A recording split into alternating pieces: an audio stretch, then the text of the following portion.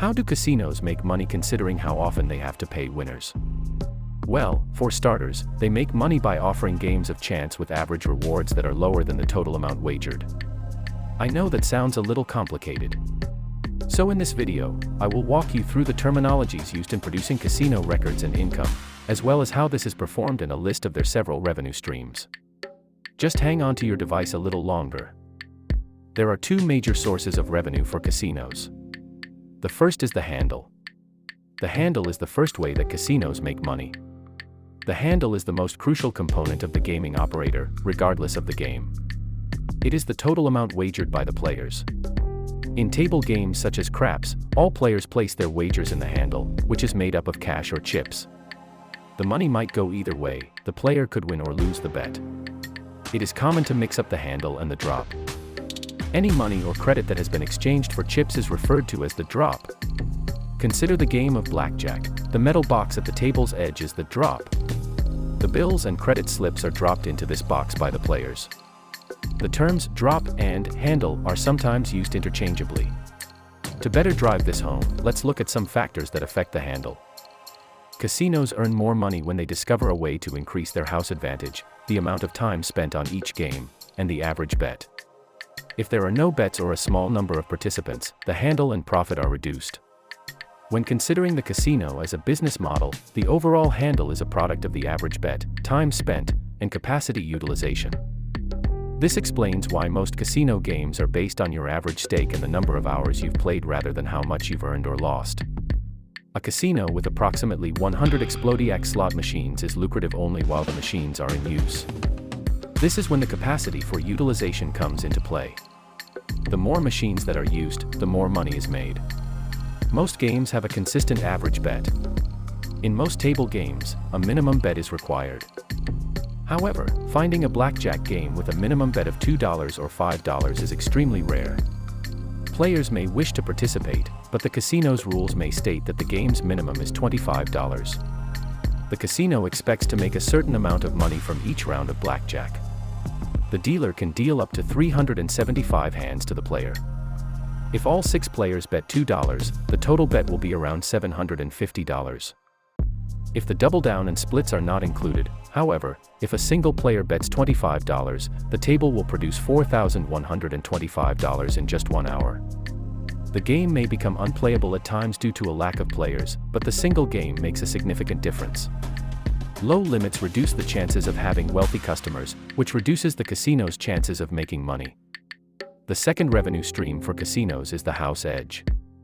The casino usually has a statistical advantage in each bet, which allows them to make more money. This is known as the house edge. The casino's theoretical advantage in a game is what makes the game a gamble. The outcome is unknown, and both parties have an equal chance of winning at any given time. That is, if the player loses, the casino wins. The house's edge has two sides. The casino win is the total amount of money left over after all players have paid their bets. This can be a negative number if the players win more than the casino has, or it can be a positive number if the casino makes money. The drop in the casino's hold percentage wins.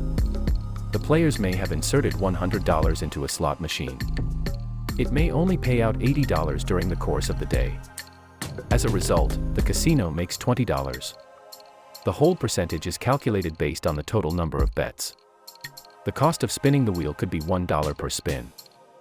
During the day, the machine may record 1,000 spins, totaling $1,000. The players can only win $20, so the hold percentage is $20/1,000, or 2%. A roulette table with a 0 and a double 0 is a good example. In this game, the casino has a 5.26% house edge. The casino is likely to win 20% of the drop money at the end of the game. This means that for every $100 that is inserted in the drop box, $20 goes to the casino. The player is likely to make several bets during the game because they are against the house edge. In the process, they win some and lose some.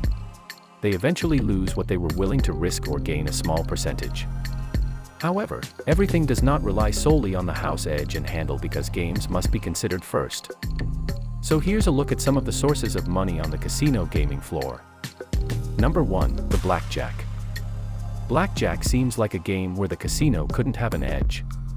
In fact, it appears to be a game in which a skilled player might get an advantage over the house simply by knowing how to play his cards. After all, the probabilities of receiving different cards are the same for the player and the dealer. And the player receives a 3:2 reward whenever he achieves a 2-card total of 21. Actually, it's easier than you think. The house edge in blackjack is caused by the fact that the player must play his hand before the dealer.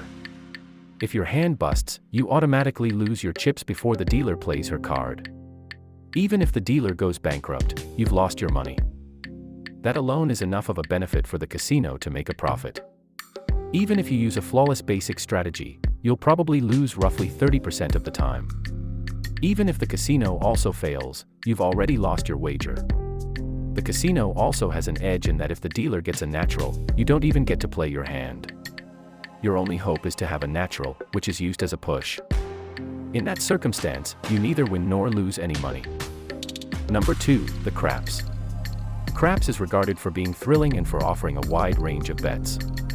But, with the exception of one, every bet at the craps table pays out less than the odds of winning. The sole wager where that isn't true is known as, appropriately, the odds bet, and it pays out at genuine odds. However, in order to place that bet, you must first bet on the pass line or the don't pass line. Alternatively, come or don't come. By the way, those are the best bets at the craps table, but they still give the house a 1.41% or 1.36% edge. The other craps bets are significantly worse, and they all result in a profit for the casino because they don't pay off at the same odds of winning. Number 3, roulette. My favorite example of how probability works is roulette, particularly as it applies to casino games and the house edge. It's also an easy game. You have a spinning wheel with 38 different possibilities. This wheel's pockets are numbered 0, 0, 0, and 1 to 36. Both the 0 and the 0, 0 are green. Half of the numbers from 1 to 36 are black, while the other half are red. You can place a number of roulette bets, but they all have the same house edge. With the exception of one bet, which I'll explain here as well. Even money bets are the simplest and most frequently winning bets. These are the bets in which you win $100 if you place a $100 bet. A bet on red is an example of an even money bet. Because nearly half of the numbers are red, you have a nearly 50% chance of winning this bet. However, the 0 and 0, 0 make the bet not pay out at the same odds as the odds of winning. You have 38 alternative outcomes, 18 of which are red. This equates to 18/38, or 47.37%. You'd win that bet 18 times out of 38 if you had a statistically perfect set of 38 spins, but you'd lose it 20 times. You would gain $1,800 on winning spins but lose $2,000 on losing spins. You would incur a net loss of $200. If you multiplied that by the number of spins, you'd have a loss per spin of $5.26. All bets on an American roulette will pay out at odds that would be break-even if the 0 and 0, 0 were not there. A single number bet is the wager that wins the least often in a roulette game. The 5-number bet is a wager that the ball will land on 0, 0, 0, 1, 2, or 3. The house edge on this bet is considerably higher, 7.89%. In an American roulette game, the sole correct strategy is to place any bet you want as long as it is not a 5-number bet. No strategy can overcome the game's inherent mathematical advantage. Many people devise roulette strategies that include altering the quantity of your stake based on past spins of the roulette wheel. None of these systems increases your chances of winning in the long run. The best explanation I've ever heard for how the various roulette betting strategies work is that it's like adding negative numbers to produce a positive outcome. Regardless of how you slice it, those negative statistics are still negative, and you'll end up with a long-term loss.